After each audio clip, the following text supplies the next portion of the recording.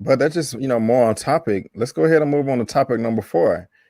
And I'm actually excited about this. When I heard about it initially, I was like, too many streaming services. But Paramount Plus is trying to compete, man. They doing some big things, man. They had some big announcements. They just had one of the Investor Day meetings like Disney Plus had in Q4 last year in 2020. But that brings us to topic number 4 with the launch of Paramount Plus that is going to be taking place next month in March. I mean, we also got Mission Impossible 7. I mean, I got 3 articles in one right here, but I got the report right here from Deadline. Again, Deadline be coming up with all the stuff. Paramount Plus programming, the TV shows and films that were streamed on Viacom CBS. I like the logo. Viacom CBS spent the afternoon unveiling details about Paramount Plus, its rebranded streamer that will launch March 4th. And now here is a roundup of the television series and the feature films that will be available on the service. And I got that right here. Paramount Plus will feature a content catalog of more than 30,000 episodes, 2,500 movie titles, and 1,000 plus live sporting events and news coverage. More than 50 new stories across multiple genres will bow during the next 2 years on the streamer, which promises 7,000 episodes of kids content, 5,000 of reality, and 6,000 of comedy. I'm sorry, I forgot who I went to first last time. But OneTakeBigDog.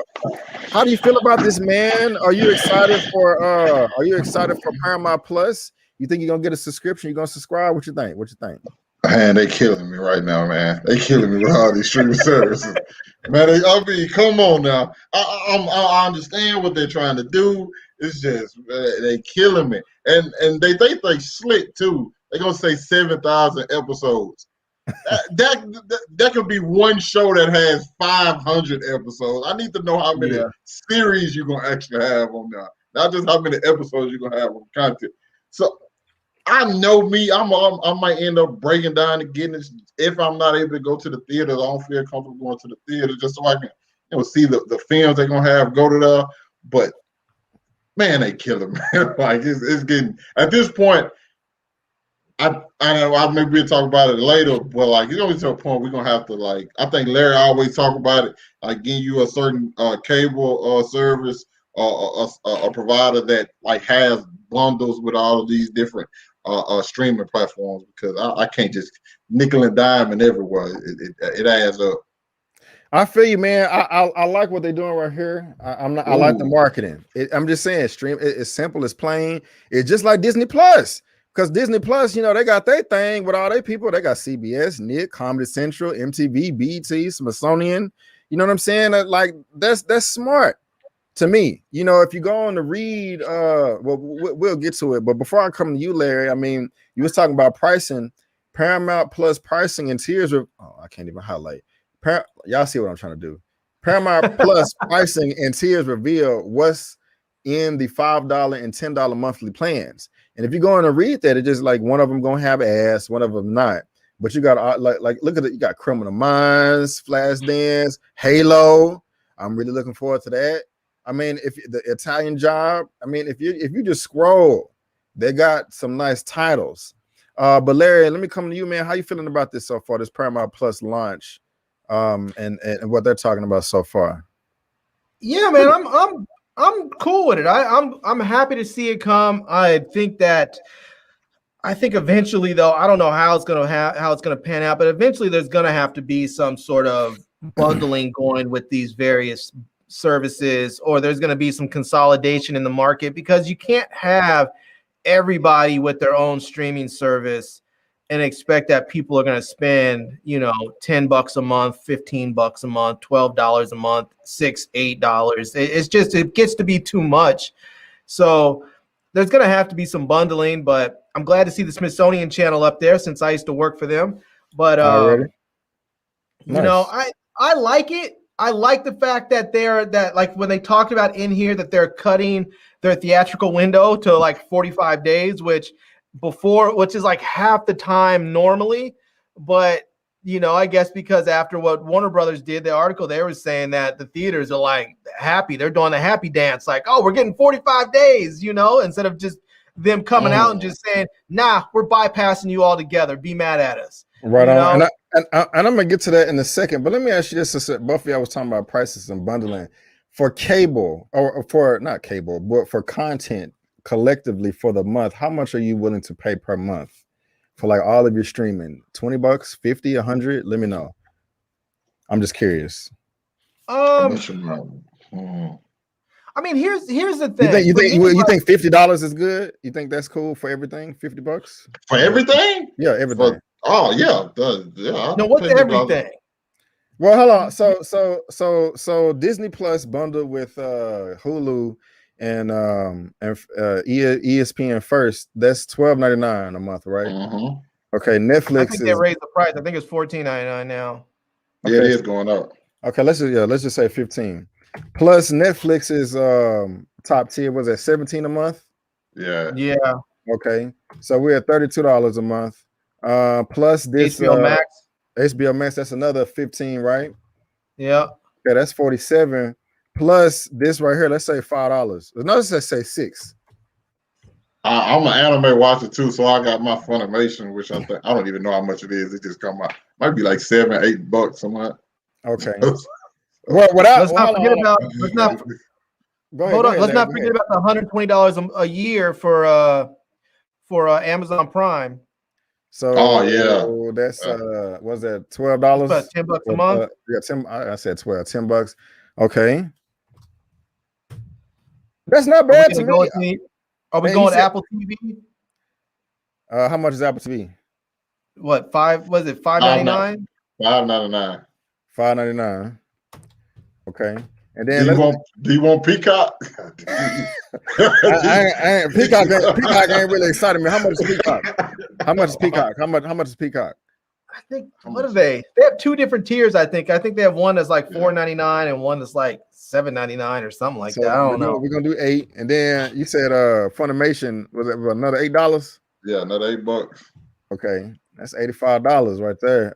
Could you swing that one take, or I mean, what you want to, Larry? What you want to? I'm just curious, because it does add up. And then y'all brought up points in the past talking about it may as well be much smart, better to get a cable package. You know what I'm saying? If I want everything, but I know I'm not gonna get all that. I know me personally, I'm not gonna get Peacock. I'm not gonna get Apple TV, and I'm not gonna get Funimation. I ain't hating on the anime people, but I'm gonna be at that $53, $60 a month range. But I mean, what y'all think? Let me ask you, how much do you pay for your cable? How much do you pay for your internet right now? I think it's $70. I think it's 70 something, maybe 80. So let's say you take $80 plus your 50, so you're at 130 right now. You might as well get a cable package. I ain't mad at you, man. You're probably right.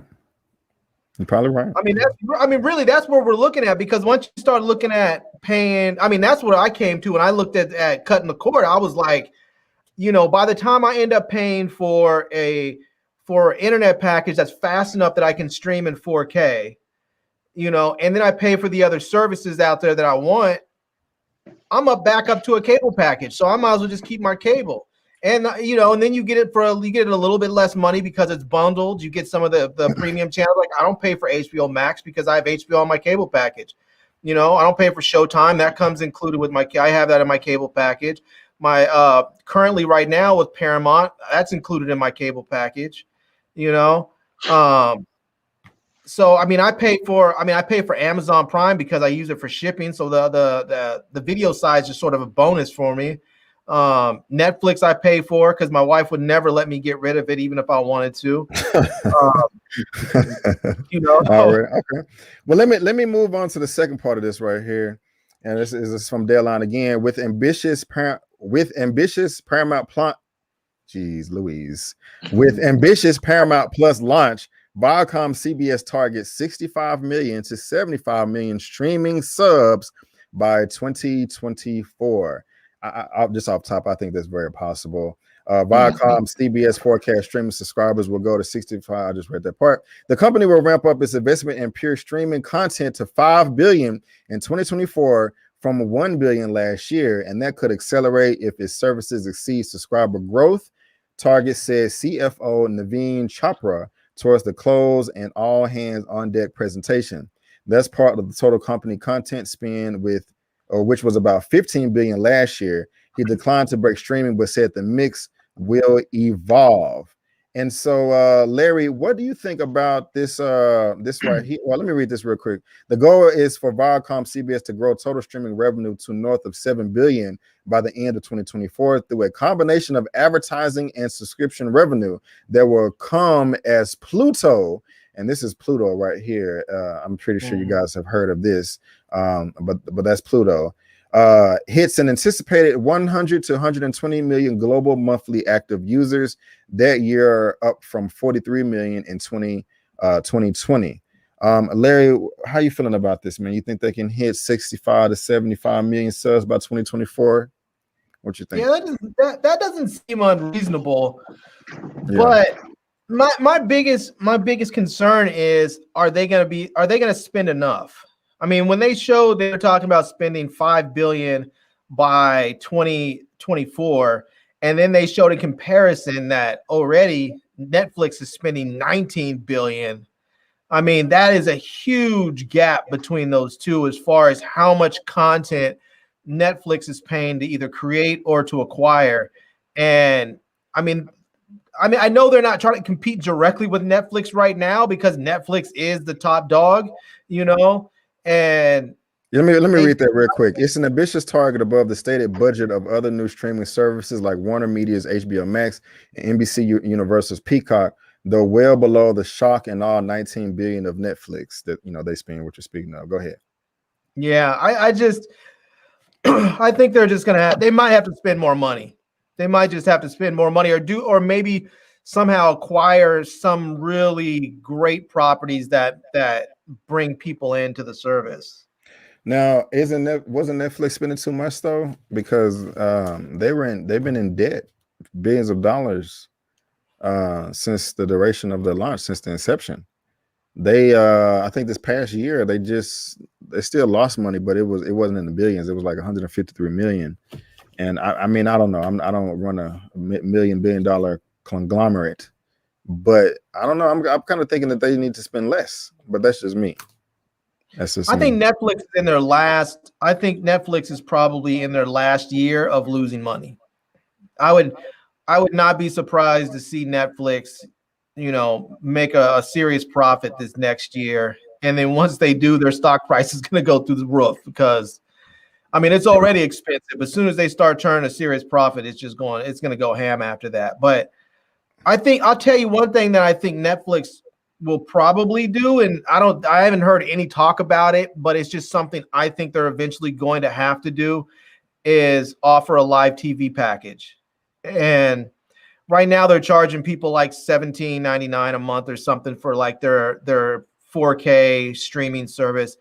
I think if they added on a basic live TV package and charge people, say like $50 a month or $40 a month, something like that, I think they would do some serious damage to the whole TV scope or the whole TV scape overall, because a lot of people who are getting like Google TV or Sling or whatever other streaming service for live TV they have, and then they go out and get all these different movie packages. If someone says, hey, $40 a month, you get Netflix and you get your live TV, there's going to be a lot of people saying, I don't need anything else. All I need is Netflix.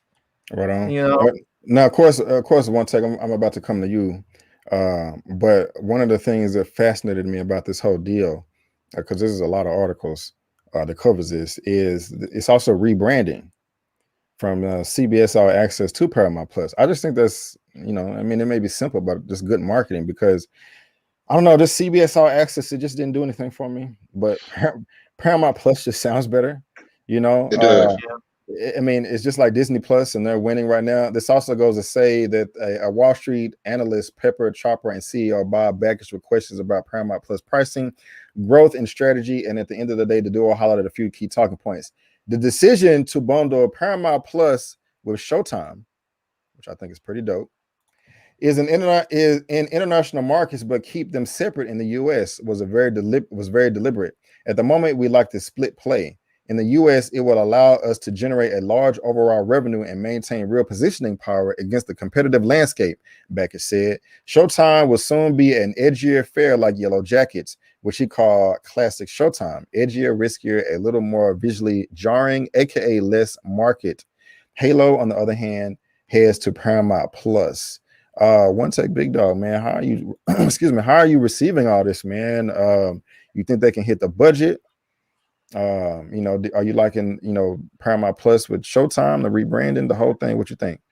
Yeah, I definitely think the 65, 75 million subscribers by 2024, that's a definite possibility. And the rebranding is definitely better because CBS All Access does not get me excited, but Paramount Plus, it just really gets me to think about all the movies and stuff. But I think y'all touched on it a little bit. One of the biggest things you're going to have to do, because even me talking movies with you guys every week, I didn't really know too much about this. So I'm trying to see how has that marketing been, how they push this in front of other people, and what is going to be the hook that gets people to say, okay, I can go spend this for this, right? For what's going to be that original content that gets new subscribers in, because that's what I'm waiting on. Like, a lot of the movies and stuff are good, but I've seen them on other streaming services before. What is going to be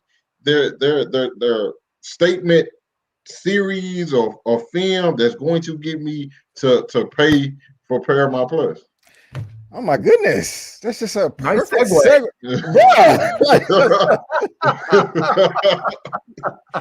It's like he knew what we was going to talk about,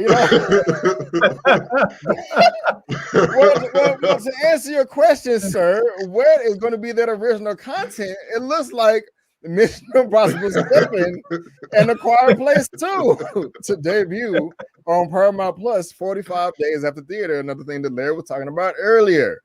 Yes, this is another thing that's getting me excited about Paramount Plus. This is coming from Variety right here. Another reputable source. Mission Impossible 7, A Quiet Place 2, and more upcoming Paramount pictures will be available to view at home sooner than expected. Those films will debut exclusively in theaters as planned. However, the studio has nearly shortened the amount of time they will play on the big screen. After 45 days, new Paramount theatrical films will land on the budding streaming service Paramount Plus. Currently, Mission Impossible 7 is scheduled to release in theaters on November 19th. That's later this year. And finally, hopefully it works out, A Quiet Place 2 is set for September 17th. So there you go right there, One Take. We were supposed to get A Quiet Place 2 last March, right? Man, was it at the end of 2019? No, it wasn't at the end of 2019. No, it was last March. Last March. A year ago. And then they got pushed to the fall last year, but now it looks like we're going to be getting it on September 17th. So One Take, I hopefully I answered your question, man. How you feeling about this, man? Does the Mission Impossible 7 and the Quiet Place 2 get you more excited for Paramount Plus? Mission Impossible, not so much. I enjoy the films. I enjoy the films, but A Quiet Place 2 is definitely the one that gets me. I think this is a genius strategy. I think it's probably better. It's like, we're gonna give it this a little window, but then we're gonna drop it on our streaming service, which we got people. And if you do more like this, then it can work. Then you can bring people in, and you have people. Hey, I'm not going to the theaters. I just don't feel comfortable there. You just wait a month and a half. Bam, it's right there on your stream service. You can watch it in your home. A month and a half. Larry, what you got, man? What you think? Yeah, man. I'm thinking like they were talking about in that section of the article about 45 days and 30-day windows, and I'm thinking for a lot of people they're gonna be like, I'll wait. Especially if people aren't back at work. Like one of the reasons why I think a lot of people want to see movies right away is because they go into work, they go to school, and they want to talk about it with their friends and their coworkers. They don't want to be the one caught out and getting spoilers. That is true. If you're working from home and you're not dealing with people every day like that, a lot of people are like, I'll wait the 45 days. I'll wait a month. Also, a lot of people not going to the theater, so you're not gonna be having anybody to talk about it with anyway. So they wait. Yeah. They waiting on it just like you. Right Yeah. on. So I agree. but I think it's important what they're doing here as far as bringing some of these tentpole movies to streaming, sooner than later. And I think, to your earlier point, Brandon, about them rebranding from CBS All Access to Paramount. I think one of the things that is sort of like a mental hurdle for people is CBS and even like NBC. These are things that people think of as free over-the-air TV services, and trying to get people to pay for something that is traditionally free is not easy to do. So just simply rebranding, like people didn't want to pay for CBS All Access. People were like, "Why I got to pay for CBS All Access? It's free." Exactly, bro. I'm like, why? Pay for it. I didn't see any value in it at all. Time shift. All you were doing was paying the time shift because it was the same content that's free. You just get to watch it on demand. So, and it's the same thing with the Peacock, except they just rebranded it. Instead of calling it NBC, they call it the Peacock Network. Same thing with now they're just moving CBS All Access into Paramount. And when people think of Paramount, they think of premium. They think of movies. They think of something you've always had to pay for.